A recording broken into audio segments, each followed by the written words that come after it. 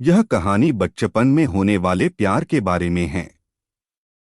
इसमें एक लड़की की रूह की ख्वाहिश के बारे में लिखा गया है। ये छोटी सी पर सुंदर प्रेम कहानी है। इसे जरूर सुने, जो आपके दिल को छूकर सच्चे प्यार का एहसास करा सकती है। यह कहानी तब की है जब हम नई सोसाइटी में शिफ्ट हुए थे और मैं अपने फाइनल एग्जाम का आखिरी टेस्ट पेपर देने के बाद दोपहर के वक्त घर लौट रहा था। वह सोसाइटी मेरे लिए पूरी तरह नई थी। मैं वहां पर किसी को भी नहीं जानता था। बस 2 दिन पहले ही हम शिफ्ट हुए थे। चलते चलते रास्ते में मुझे किसी लड़की ने पीछे से आवाज दी, एच आई आई आई कृष्णा, कैसे हो तुम। मैंने पीछे मुड़ के देखा तो वहां एक सुंदर लड़की खड़ी थी। मैंने उससे पूछा, कौन हो तुम और मेरा नाम कैसे जानती हो। वह बोली, मैंने तुम्हारी मम्मी और तुम्हें बात करते सुना था, तब मुझे तुम्हारा नाम पता चला। वह मेरे पास आई और हैंडशेक किया। उसने उसका नाम मीरा बताया। मुझे उसकी आवाज़ अच्छी लगी थी। फिर हम बात करते हुए सोसाइटी के मेन गेट तक गए।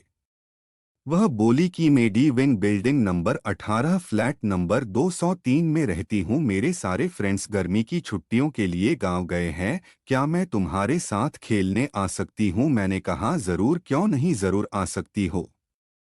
वैसे मैं भी यहाँ नया हूँ और मेरी बिल्डिंग के बच्चे भी गांव चले गए हैं। ऊपर से मैं यहाँ पर किसी को जानता भी नहीं। तुम 5 बजे आ जाना, हम गार्डन में टेनिस खेलेंगे। यह सुनकर वह खुश होकर घर चली गई। फिर मैं इंतजार करने लगा। 5 बजने का मैं 4:30 बजे ही टेनिस रैकेट लेकर गार्डन में पहुंचा, लेकिन मीरा मुझसे पहले वहां आकर बेंच पर बैठी थी। मैं उसके नजदीक जाकर बैठ गया और पूछा कि तुम कब से यहाँ पर बैठी हो। वह बोली, जस्ट भी आई हूँ, तुम भी बड़े जल्दी आ गए, चलो हम टेनिस खेलते हैं। फिर हमने हंसी मजाक करते हुए टेनिस खेला। वो काफी अच्छा टेनिस खेल लेती थी। बाद में हमने थोड़ी देर बैठकर गप्पे लड़ाए। मैंने मीरा से पूछा कि तुम्हें क्या पसंद है। उसने बताया कि उसे टेनिस पसंद है, पुराने गाने सुनना पसंद है और खाने में चावल की खीर सबसे ज्यादा पसंद है। मैं पूरा पतीला चाट कर जाती हूँ। इसी तरह हम रोज गार्डन में ही मिलने लगे।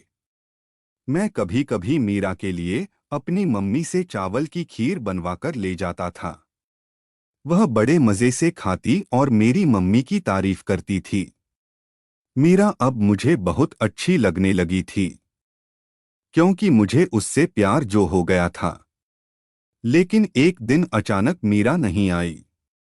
उस शाम मैं 8 बजे तक गार्डन में अकेले ही उसका इंतजार करता रहा और उदास होकर घर वापस लौट गया। घर पहुंचकर मीरा के बारे में ही सोचता रहा कि वह आज मुझसे मिलने क्यों नहीं आई। इसी रात मेरे साथ एक अजीब घटना घटी। मीरा मेरे सपने में आई और बोली, तुम्हारे साथ वक्त बिताकर मुझे अच्छा लगा कृष्णा, अब मेरे जाने का समय हो गया है, मुझे मुक्ति दो कृष्णा, मुक्ति दो। मैं सुबह के 3:30 बजे डर के मारे उठा। तब मैं पसीने से नहाया हुआ था। मुझे लगा कि मैं उसके बारे में कुछ ज्यादा ही सोचने लगा हूँ। फिर दूसरे दिन भी मैंने उसका इंतजार किया, पर वह नहीं आई। उसके बाद से मीरा हर रात को मेरे सपने में आने लगी और बार बार एक ही शब्द, मुक्ति दो कृष्णा। फिर मैंने सोचा कि आज वह आए या न आए, मैं उससे मिलने उसके घर पर जाऊंगा। मैंने मम्मी से कहकर मीरा के लिए खीर बनवा ली और शाम होने से पहले ही उसे बताए हुए एड्रेस पर पहुंचा और डोर बेल बजाई। दरवाज़ा एक बुजुर्ग आदमी ने खोला। उन्होंने पूछा, तुम्हें किससे मिलना है बेटा। मैंने मीरा का नाम बताया।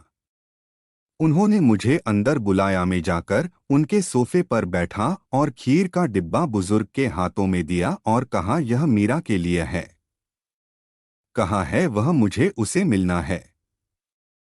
और यह भी पूछा कि 2 दिन है, मीरा पार्क में खेलने क्यों नहीं आई।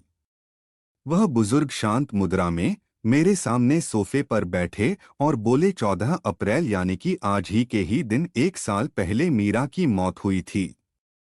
वह मेरी गोद ली हुई बेटी थी।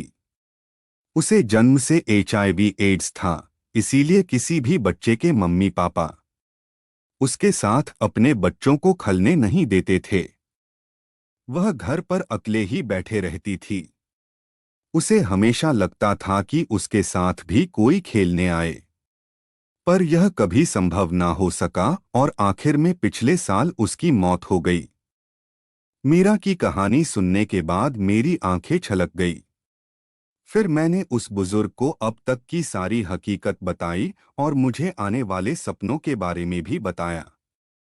वह बोले, शायद आज तुमने उसकी आखिरी ख्वाहिश पूरी की है। और यहाँ उसके दोस्त बनकर उसे मुक्ति देने पहुंच गए हो। थोड़ी ही देर में वहाँ पंडित जी आए और उसकी आत्मा की शांति के लिए एक पूजा हुई। उसके दादाजी ने वह पूजा मेरे हाथों से करवाई ताकि उसकी आत्मा को मुक्ति मिल सके। आखिर में मैं उन्हें गुड बाय बोलकर घर वापस लौट आया। ऐसे ही मोटिवेशनल रोमांचक कहानियाँ सुनने के लिए मेरे चैनल को लाइक, शेयर और सब्सक्राइब करें और आप लोग भी बताएं कि आप किस तरह की कहानी सुनना पसंद करेंगे। हम जरूर वैसी ही कहानी सुनाने की कोशिश करेंगे। धन्यवाद।